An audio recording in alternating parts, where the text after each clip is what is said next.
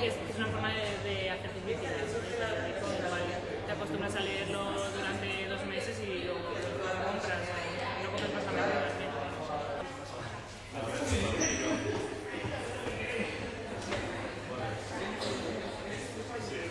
Sí, el país lo como casi todo, me parece muy bien, la verdad, porque es una manera de fomentar el consumo de diarios, porque al principio con lo que cuesta y además día a día tampoco uno se acerca siempre a los kioscos, entonces es una manera de acercarnos a la juventud.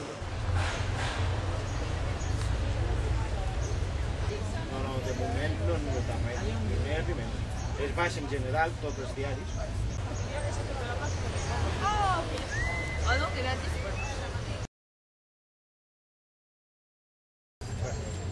Les noves tecnologies per internet, perquè regalen diaris com el metro, el 20 minuts, l'ADN.